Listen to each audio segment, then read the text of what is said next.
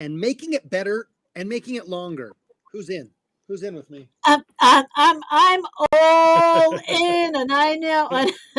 Oh, this is going to be a very very exciting one.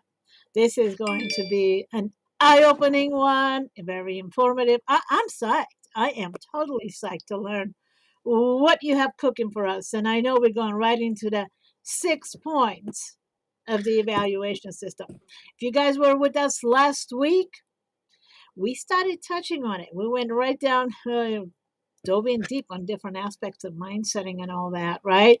And it's so fun. And so get ready. But today we're going to dive right in there, the 6 different evaluation, the 6 point evaluation system. Whenever you're considering a new venture, a new opportunity, because there's so many of them across. So let's get to it there, Seth. Let's get to it. Yeah, I can't wait. you're going to bring up the slide in recapping. Last week we talked about attracting opportunities and Yeah. the kind of the 3 steps, like 3 steps to attracting opportunity. Number 1, you got to have an open mindset where you're looking for that. Number 2, you got to give love to your network. You got to develop a network. The better your network, the better the opportunities that are going to come your way, right? And we talked about how to honor that network. And then the third step of the dance in attracting opportunity is the 6-point evaluation system, so that you make sure that if you're going to do something, that you do those, that you follow those opportunities that have the best chances, right?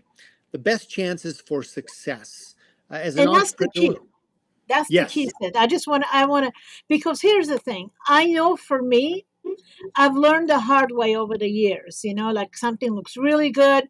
Maybe you're looking at 3 or 4 of the things that are, oh, this is really good. I can make it work. But if there's some other components that are missing, it goes down the wrong road.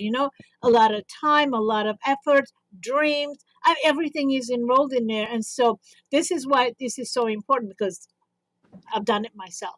And I know you've also done it. We've all done this, when we first start working. So I just want to make sure everybody got the importance of this. You want each one of these in place. At least you want to know what you're looking for in each one, and what you're willing to settle for, but what you would really love to have, right?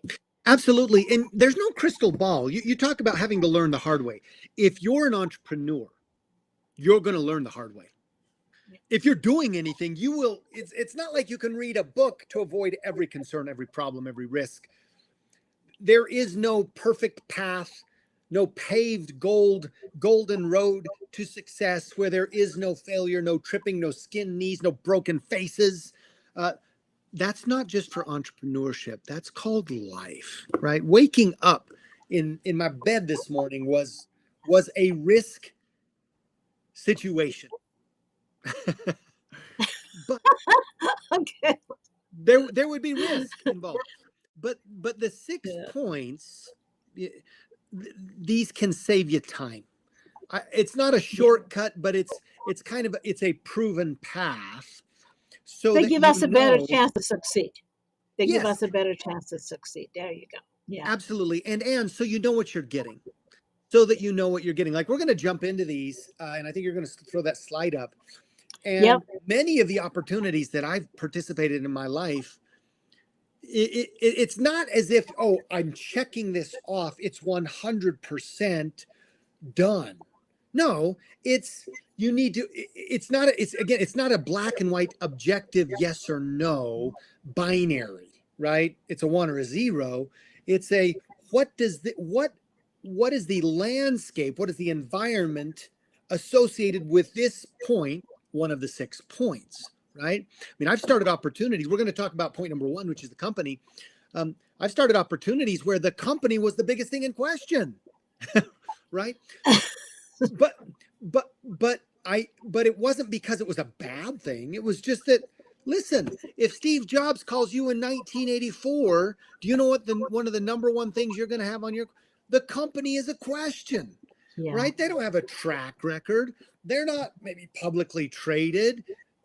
Maybe their funding is lackluster. So it's not that, oh, this everything's perfect and rosy. It's just understanding the environment and understanding what you're getting in the package so that you can make an educated decision. Where are you willing maybe to take on a little more risk or a little more of the unknown, So, right? Seth, the Yeah, question here: yeah. does this have to do based, the, our knowledge of that particular industry or our expertise in that area as we're evaluating a company? How important is our knowledge in that company? It's an interesting question. Uh, and of course, understanding the market. If you're going to invest your money in an investment vehicle, if you're going to invest your time, which is even more important than your money, Mm-hmm. if Yeah. you're going to invest your passion, your mission, then you owe it to yourself. You owe it to the people that you're making commitments to. You're owing it to, your potential customers, all the shareholders, all the stakeholders. You owe it to yourself to understand, to start learning the dance. I mean, don't show up to a dance and say, I don't dance, unless you're willing to learn how to dance, right? Yeah.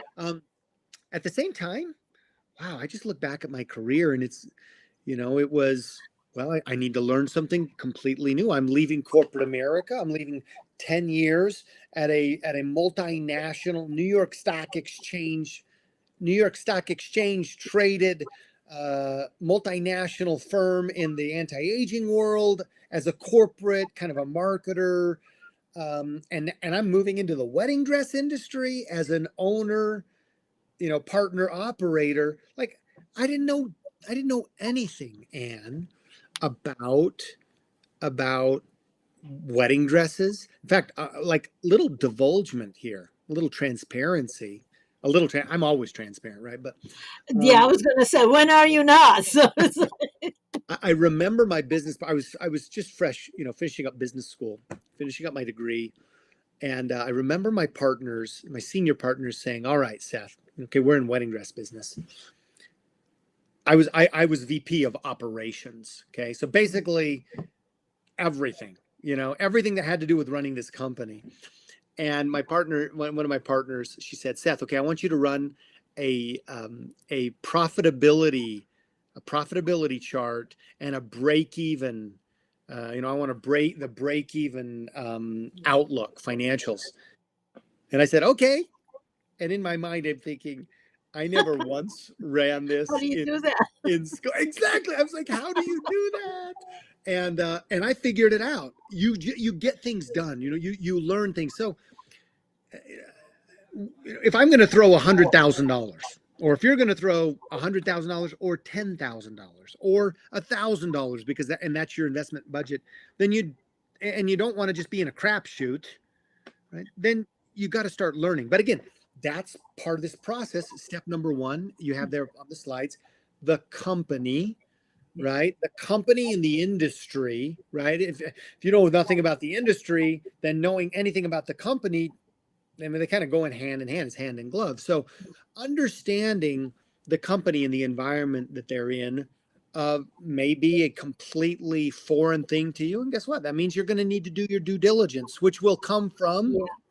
come from your own personal research. If you're adept, then here's what you do. You go find people, network, who do know about that. Hey, I'm looking at opportunity. Hey, I understand. I know that you're in the coaching business, right? I know that you're in the whatever industry, right? Tell me more about what you know. I think that's a really important point that you made here, because I know most entrepreneurs, especially right now, we have, I know personally, I've been in like six different industries, more than that, really. And a lot of us have, and the opportunities right now, because everybody is online and there's just more opportunities.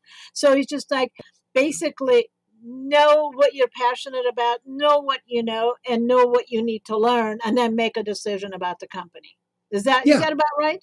Yeah, I think that's a start. I mean, I think that's a start because it's such a big thing. I mean, again, I come back to my experience, and then I left. You know, I was successful in the clothing industry, and I jumped back into the wellness field. Now, interestingly enough, I started investigating a new company and a new opportunity, and frankly, a new marketing method that I'd never done before. But because of my prior experience in the wellness field, now that I'm looking at another wellness company, all of that experience, the successes that I had Mhm. and the learning experiences, as you call them, right? Some people want to call them failures. Yeah. All of that experience was helpful. It was part of my the backdrop, if you will, or the backstage to help me get my bearings. One of the biggest things that you can do is just start to get experience. Now, I mean, experience, but doing things. You know, you've read 20 books about an industry. Great. What have you done? Right. Well, nothing, but Get you, in it, let's you experience it. get in Yeah. the pitch. Get in the pitch, which means get on the field, right? Get on the field and Okay. learn the game. So let's get to the next one. Oh, The wait, what? price. If it's a And can yeah. I jump back? I know Oh, we were. sure. I want to jump back to company. I do want you said, how's this? You know, if you do this and this and this, and I said, yeah, that's a great start. I have a couple of other thoughts. Um, some things that you want to look at when you're evaluating an opportunity or a company. Number one, who are the principals involved? Who are Mhm. the people associated with the company? I want to know those people. I want to know what is on their mind. I want to know what they've done. I want to know why they're doing it, why they've done what they've done. I want to know what their vision is, right? I want to know. Like I'm working. Maybe you've heard of this lady named Erin Brockovich. Anybody heard of Erin Brockovich? Okay. Yeah, here and there, once or twice. So I work with Erin Brockovich on a project, right? And and you know, if you know who Erin Brockovich is and her kind of contributions to the world of health and what should we say, human decency and reporting in, Mhm. you know, in business, long-term health issues, standing up for people, right? If you've seen the movie Erin Brockovich, you know, you start to get an idea about the organization based on the people who are attracted to that organization. If it's a publicly traded company, then there's a board of directors, right? There's an executive team. There are the customers. Like if I really wanted to understand a company, I'd want to, and let's say that they are a publicly traded company. I kind of want to jump in the mind of who's on the board of directors, who they attracted, Mhm. right? And why are they there? I want to get an idea about people in the C-suite and the executive levels. Um, I'd also want to get an idea about the people who are receiving that product, right? It kind of at all levels. That just be part of my due diligence of You understanding a just company. opened up a can of worms, you know that, right? So Yes, I so do. hold, Of hold on. course. Now, if it's a publicly traded company, it's easy to look up. It's easy. But if it's not a publicly traded company, how do you get access to the information as to who's running the company? If it's just a mom and pop shop, you can just meet them. Right. Reach out to them on social media, set up a meeting, ask some questions. Right. But if it's that in between stage, that takes a little bit more work in there. So I'm seeing a whole another episode on that alone, right? Totally, totally. So, Yeah, we um, can't jump into that, but you're right. yeah, But if you want to evaluate an opportunity, in fact, the number one thing, we have company up here, but what I've learned over my time in business is it's the people. Now, mhm. we're able to create corporations. Corporations are just an extension of the belief, the mindset, the passions, the offering of people. So I want to know who's behind the curtain. And I've been that owner who's created companies. I've been, the vice president, um, I've worked with publicly traded companies. I've worked with privately held companies, right? And partnered with them. And at every single one of those opportunities, even when I was a junior partner, right, in the wedding dress business, I knew the 3 other partners I was going to go into business with. And I made the decision actually because primarily of one of those partners. All right, who I've actually talked about in other episodes, when we talk about networking. So you want to know who's involved. If you need more information about a private company, right, then talk to some. I mean, if you're looking at an opportunity, then somebody in that company probably wants to know you, because you're a prime candidate of the people that they're looking for. So make a call your contact and they say, hey, I'd love to meet with so and so.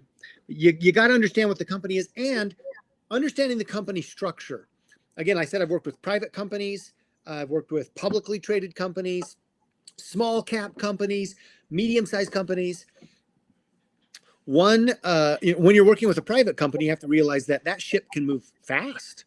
I mean, if you've got a strong executive, or maybe a founder, owner, maybe it's a family-owned business, that business can turn like this, right? It can turn like this, and it can be very adept and make changes in the marketplace or cut you off or whatever, right? I mean, the leader has such an impact on that business. Their influences can be felt throughout. Now you go to a publicly traded company, and that can be very different because, well, now you have a board of directors that has responsibility to protect all kinds of people, all the shareholders and stakeholders. And then you have an executive team. So no one person can maybe exert incredible influence on that company, which is an awesome thing, right? It can be awesome. But at the same time, they might make decisions more on a committee, counseling, right, together team approach. And there's some safety there, right? And publicly traded companies have rules. Privately traded companies have rules too, but it just doesn't work the same. So So the understanding pros and cons on each one. It's just a different environment. Yes. Yeah. So we have 5 more key points that we need to look at. Okay. So the next one is the product. So the company we decided we like. And then if we're going to be getting involved with the company, it's not just the company, it's what they're selling, the products and the services that they have. So we need to evaluate the product. Let's say the company passed the test. Now we're looking at the product. So what's the evaluation system with that one? Okay, I have a couple of things. And you got to adapt this to the industries that you're in.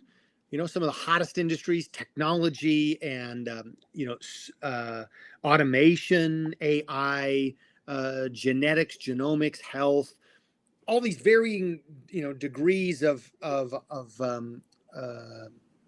opportunities in different industries.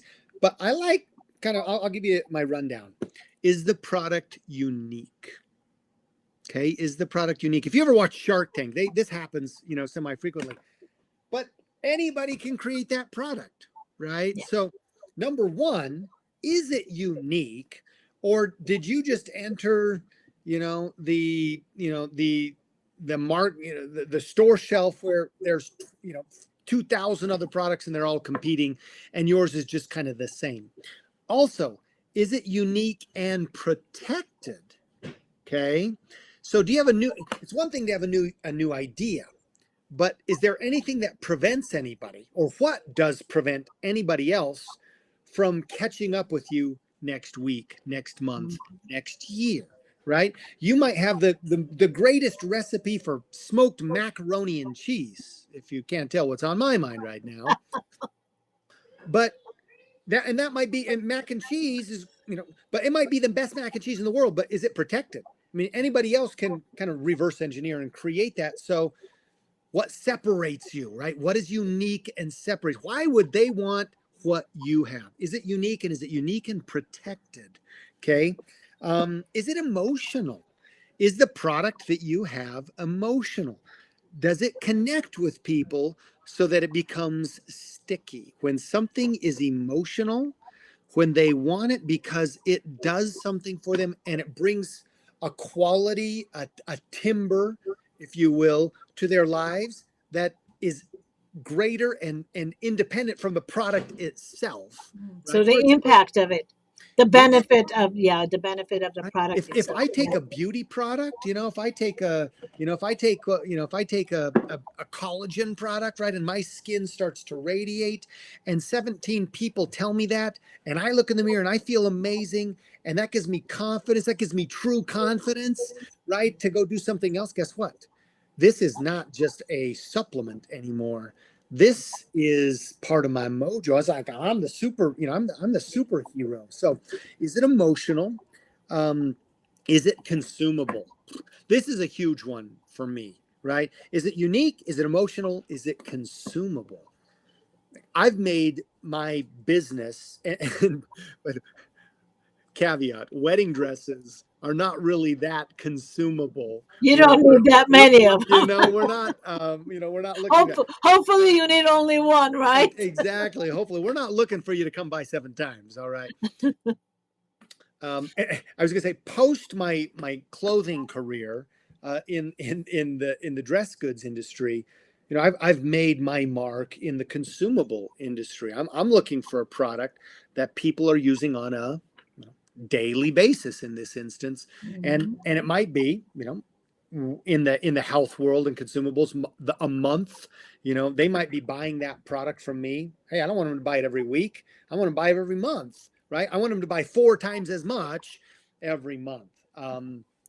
So is it consumable? Because if it's not consumable, if it's a durable, if it's something that they're only going to buy once, or they're only going to buy once every 7 years, or every 10 years, right? Or every 3 years, that's different than if they're going to buy every single month, right?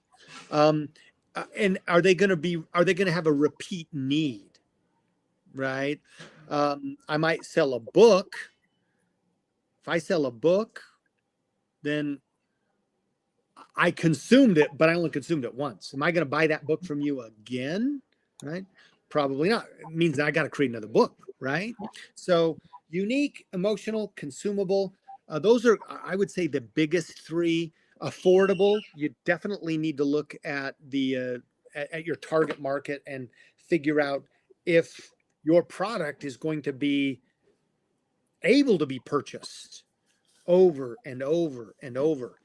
Is it expandable? And what I mean by that is, can this product or a version of this product find itself in another country?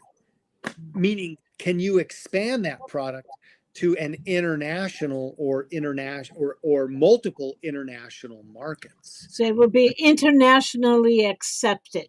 Yes. That there are some things that are not internationally accepted. So this is something a human being, it doesn't make a difference where they are, they will want this. Yeah. Love it. Okay, so this is great stuff. Okay, now we're looking at the timing. Okay, love it. I love timing, and I'm an entrepreneur, and I recruit entrepreneurs all around the world. And so, of course, one of the things as a recruiter, you're always painting a story, right, of the strengths of your story. And this is one of the key indicators that has really been harped on, almost myopically, right? It's business all. For example, I'll throw this out to you. In real estate, they've always said there are three laws in real estate, and they are Location, location, location, location. location, right? I used to be in real estate. Okay, yes, you picked up on that one. And a lot of times they'll say in business or in marketing that it's the three rules are it's timing, timing, timing. Of course, timing is important.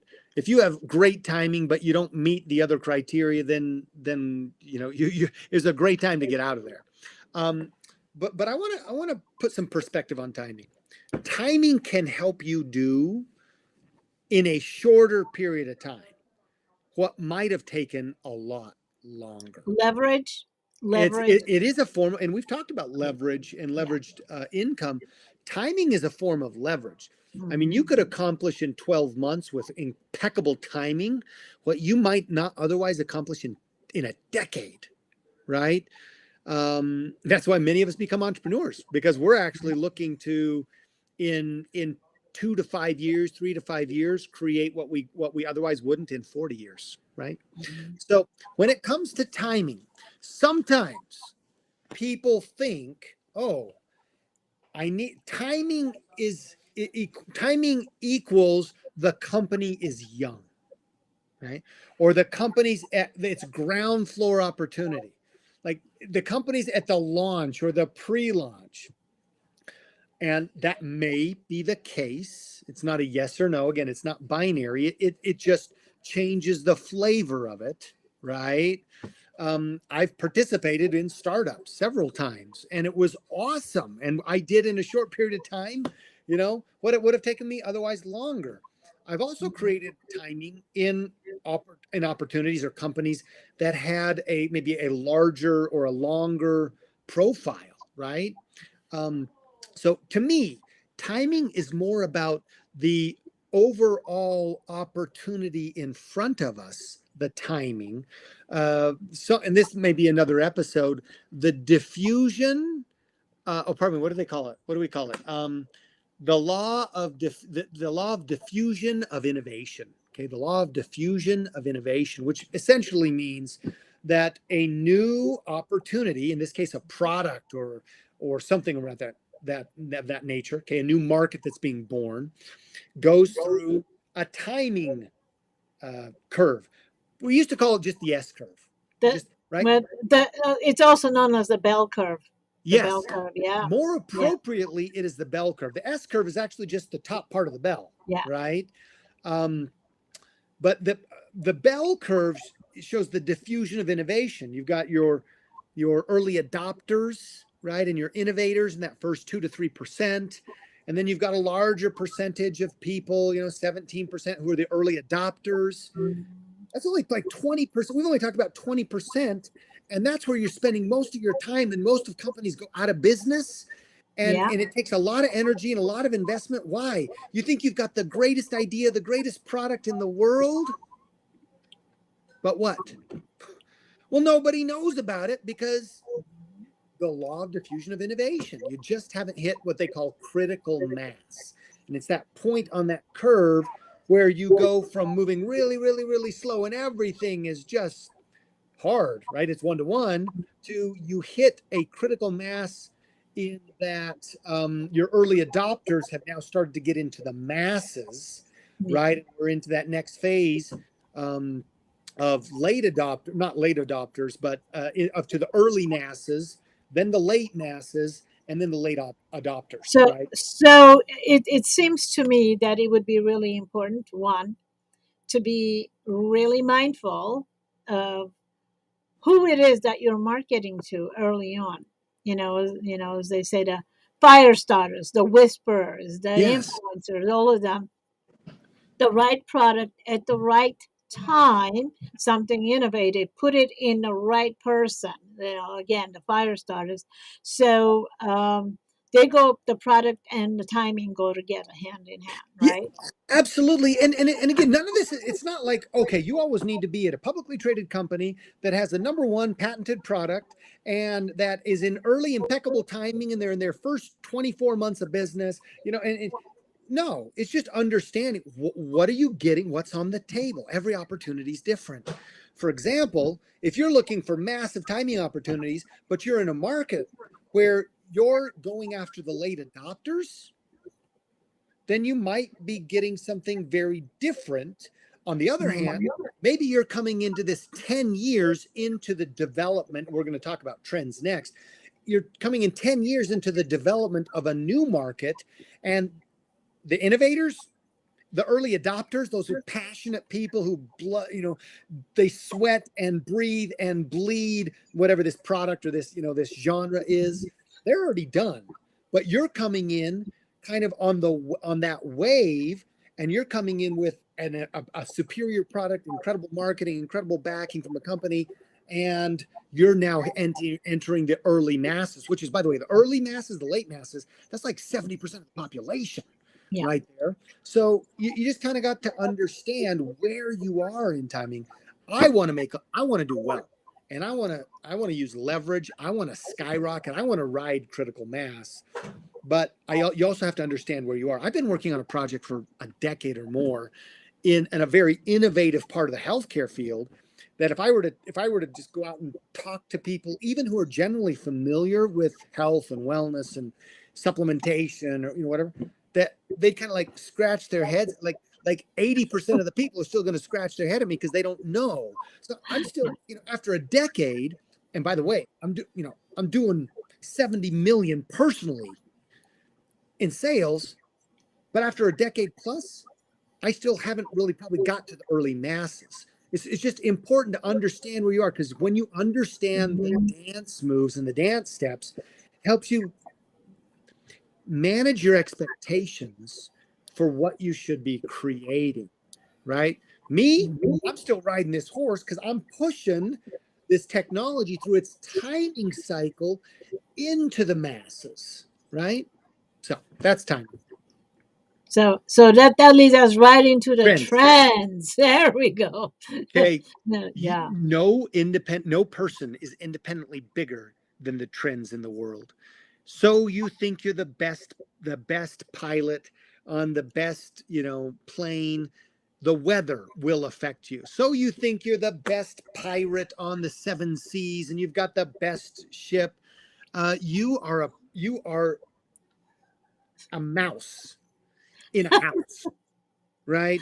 You are in an environment, and none of us are independent of that environment and the market forces.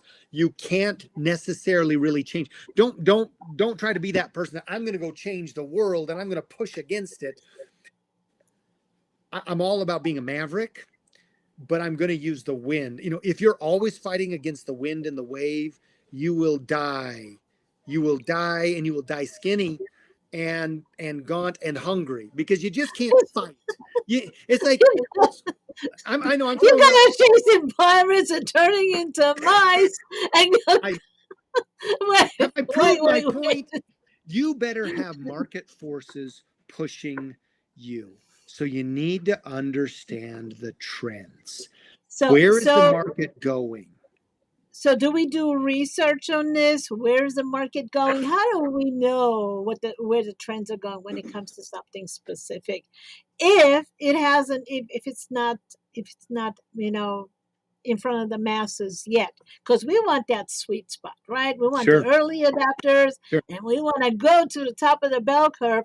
And so do we follow the influencers? How do we get this information to know if it's the right time and the right trend, combined? Well, number one, I always tell you, you are the CEO of the business. So you're ultimately going to make the executive decision. You're going to make the big decisions. You're the CEO of your health, your bank account, your life, your relationships, your spirituality. But you got to do your information gathering. I do a lot of work in the ministry. Ministry has made a tremendous impact in my life. In fact, I served in the full-time ministry in my late teens, my early 20s. And I remember a sermon that I heard. It's about revelation, right? People want a revelation. They want some divine guidance. I want divine guidance in my business career. Are you telling me? Yeah, absolutely. And the couplet goes like this: if you want better revelation, get better information. Right? Like, I'm sitting there saying, God, tell me where to go. God's like, why don't you get up and open your eyes?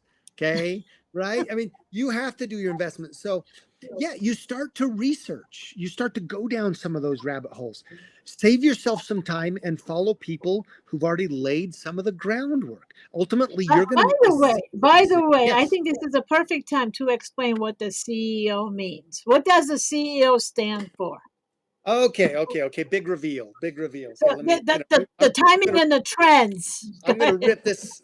I created the CEO movement. We work with women, CEO women, and some men too. I'm not leaving the men out. My passion How is nice of you. women.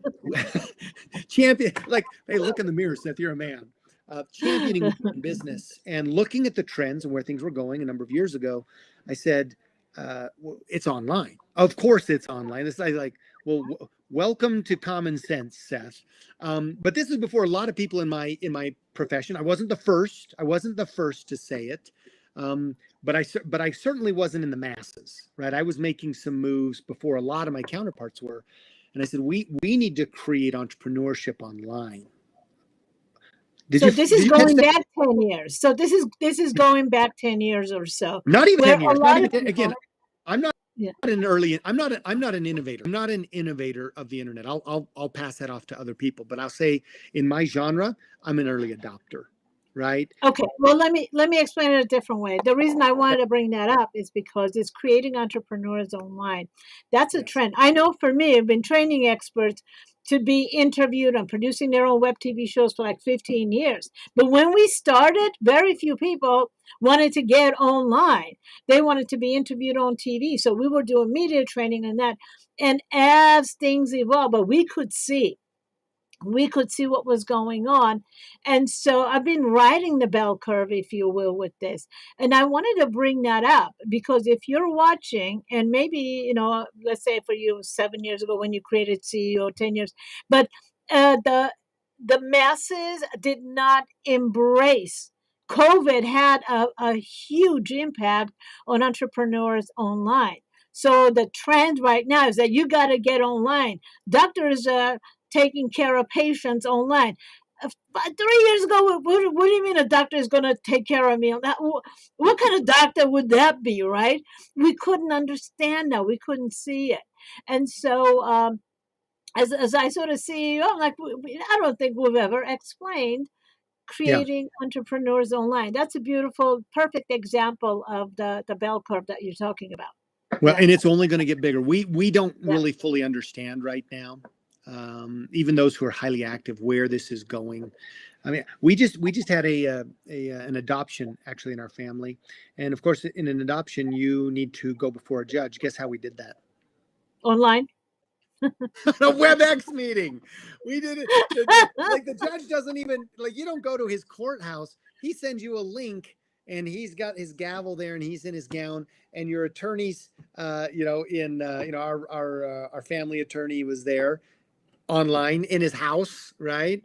I'm sure he probably had like golf shorts on. If he had a shirt and tie on up here. And we had it was cool. We had like 20, 30 people in our home who were watching it on a big screen, and we were in a different room, an adjoining room, there, me, my wife, my daughter. So we're moving this way. But here's one thing I will say. Most of your friends are not making money online. Like being online, hey, we've hit a critical mass. The masses are being online. 2 billion people on Facebook, nearly 1 billion people on 500 million all of people, them. is it? They're LinkedIn, billions on all of them now. Instagram, blah, Anyway. blah, blah, blah, blah, blah, all these. Yeah. But most people aren't making money.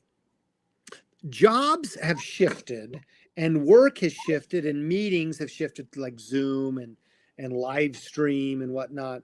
But creating entrepreneurs online, creating a money-making system business, that's still in the early adoption phase. That's a trend.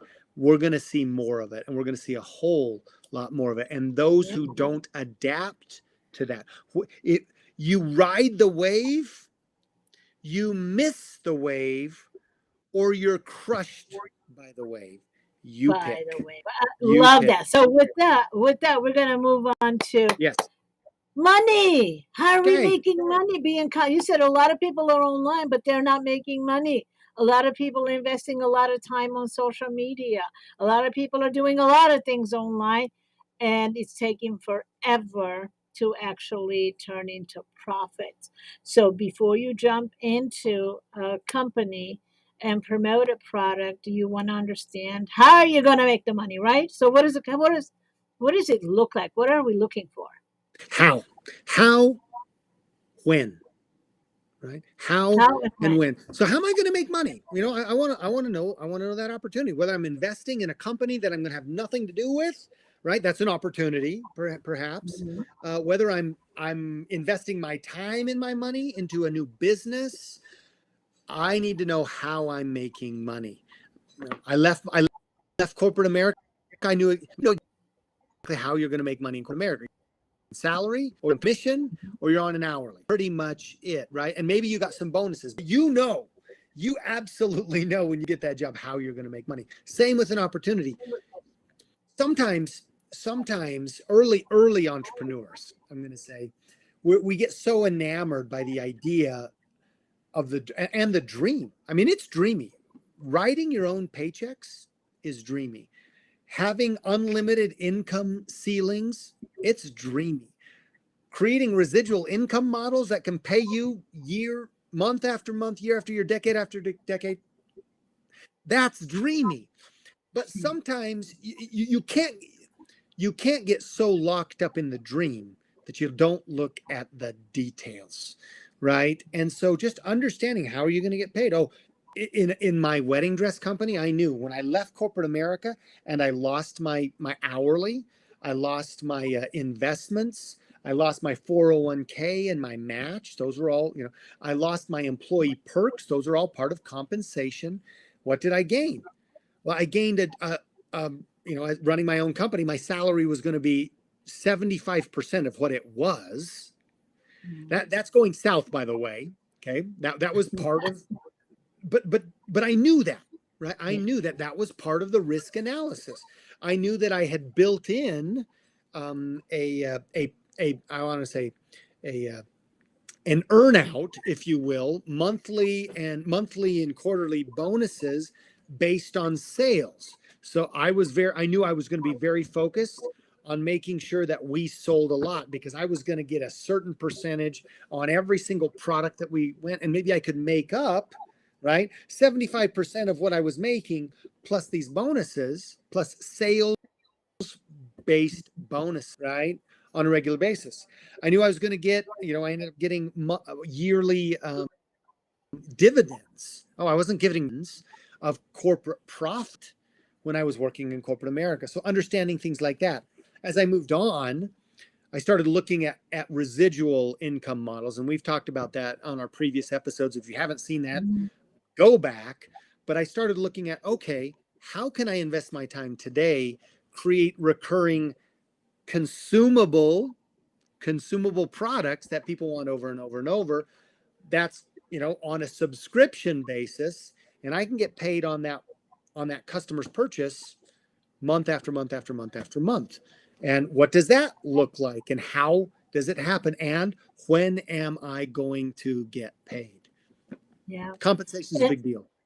Yeah, no, that's huge. And as people get online, I know that a lot of people are looking into affiliate marketing. Basically, it's you retailing somebody else's products for them and getting paid a commission for it, whether it's a physical product or an online program of some sort. So a lot of people are familiar with that, and we see it. We see it often. So, but you can tell if I have so many people buy this, I will make so much money, and that's kind of the way it is. Whether it's just your products, you want to look at I guess your own compensation plan with your own, it's easier to do. But then when you're looking at promoting other people's products, there's the percentages and things like that are involved. And so when it gets more complex, the regular affiliate program is, it has like maybe two tiers. You get 20%, 30%, 40%. And if you refer somebody else, you get 5% of that. So that's pretty easy to understand. But then when we go into the multi-level marketing companies, that's like, that can make a brain scramble. It's like, I know.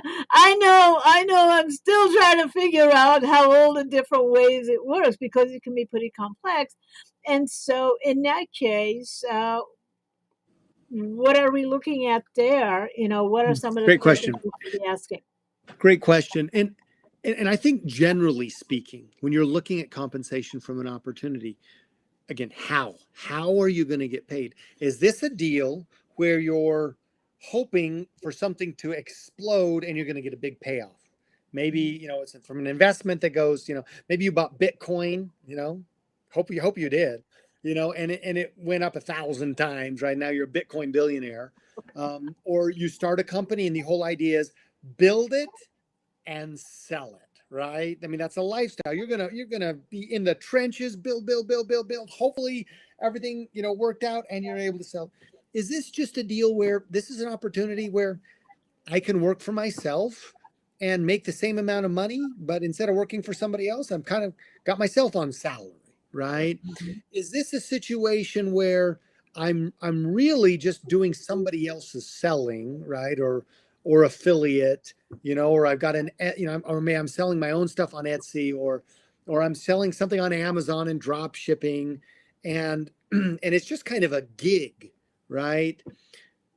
Or is this something where I'm building a system, something that has value independent of me? And that's really where I've really I've really invested myself the last 20 years.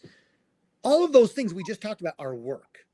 And if you're going to Mhm. do anything, and if you want to if you want to create the greatest assurance that it's going to be profitable, it's going to be a lot of work, right? There is no formula that says put in a little, get a lot.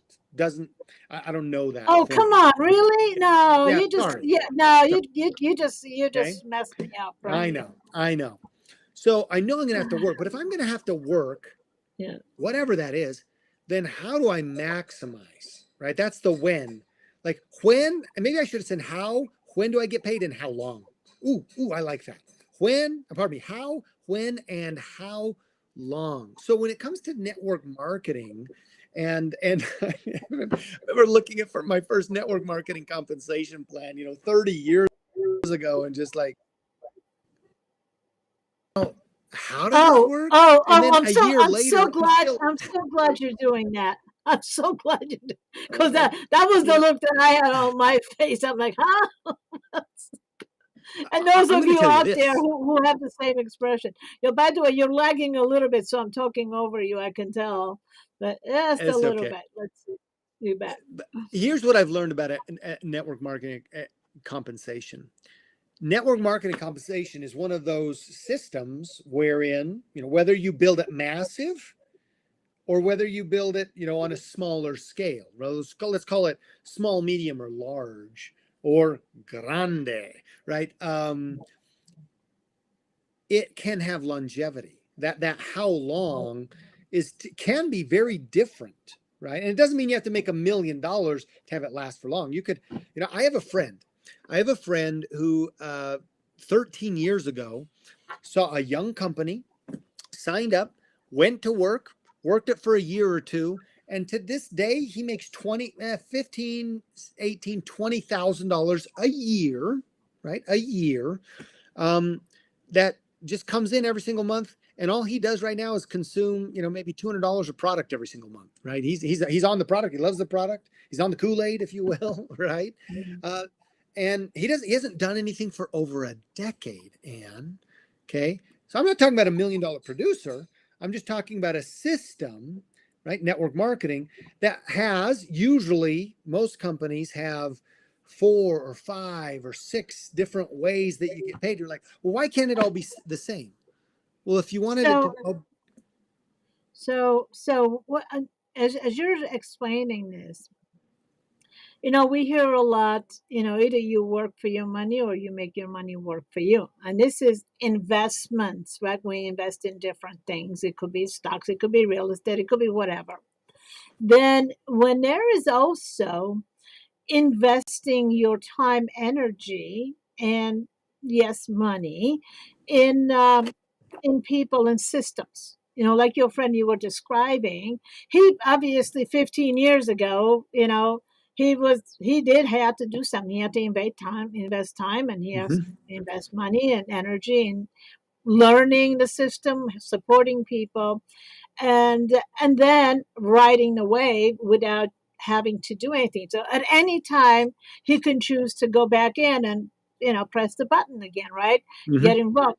And so this is a whole another twist, right? Being intentional as you're describing, okay? Choosing the company with the right product. Is it the right timing? Looking at the trends, looking at the compensation plan. And it seems to me that this is more like a lifestyle opportunity, right? Lifestyle opportunity. It's choosing what and understanding the compensation plan, I think, is a big part of it. Because a lot of times people think, like you were describing, oh, I'm going to start this business. I'm going to make $1 million next month. No, it doesn't work like that. It takes a lot of time and effort to get a business up and running. The entrepreneurs that are getting online, it takes time, and we hear about new businesses, a lot of like 90% of new businesses, shutting down the first 5 years and things like Yeah. that. Yeah. So in anything, you have to look at it. But it was just another twist on, you work for your money or make your money work for you. And in this case, it's a combination of your work and time and energy and, all the stuff that you do. Anyways, it just seemed like that kind of jumped out at me. So yes, I I see. agree. You work for your money works for you, or your systems work for you. Oh, I love that. And that leads us to point number Yes. 6. Yeah. Well, let's get to point number 6. Here we go. Systems, Yeah. right? If you walk into a franchises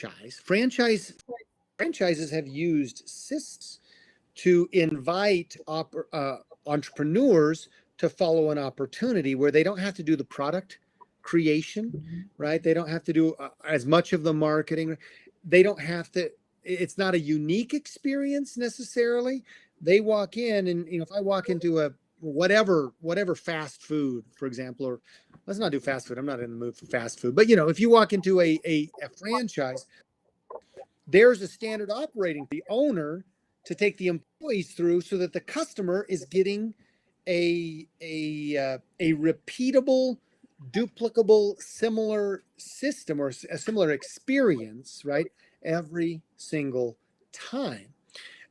Incidentally, I'll say this: did you know when franchises were kind of being born back in the 1900s, mid 1900s, 40s, 50s, let's say, they weren't always thought of very well. They were a new type of business approach, a new type of an opportunity, and there were less than there were colorful and less than honest, I suppose, people purveying franchises.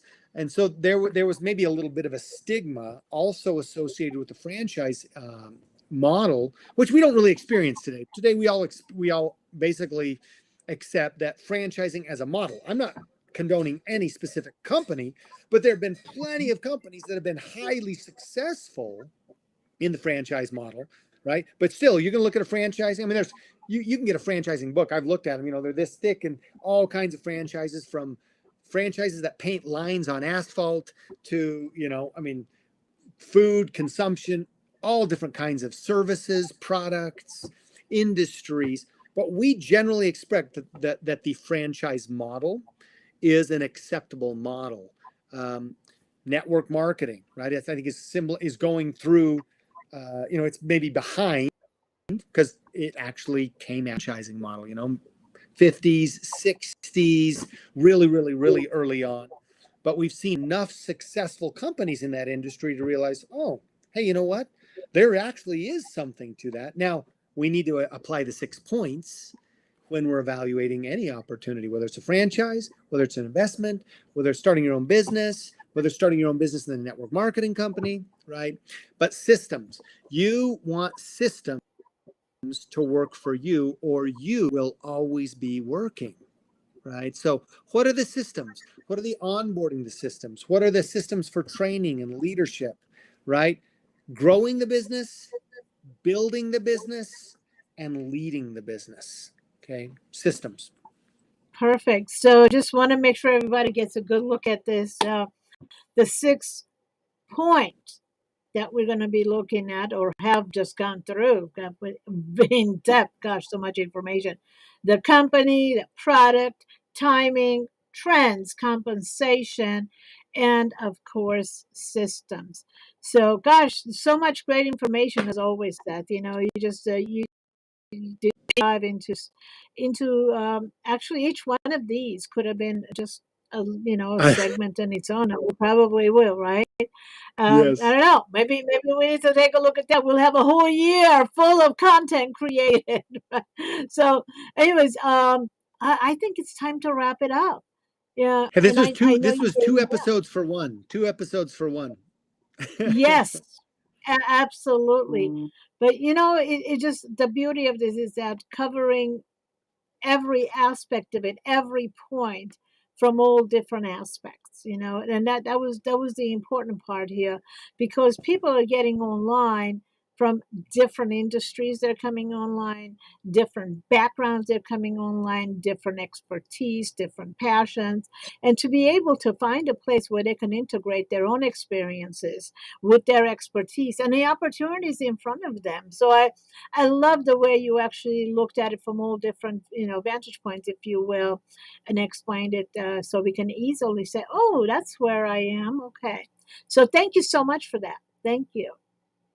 Thank you, Ann. This has been awesome. 6-point evaluate opportunity, and I'm excited about next week and what we've got coming up.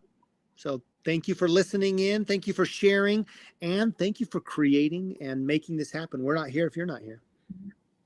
Yeah, excited. I'm loving doing this, and stay tuned. We'll be back here next Monday, and yeah, just look for the announcements. And there's a lot more coming. We're gonna be dropping a lot of great nuggets here, and some surprises coming up. Some great announcements coming up, and yeah. Thank you so much again, Seth. Love doing this, and we'll see you everybody next week. Right? Bye bye, everybody.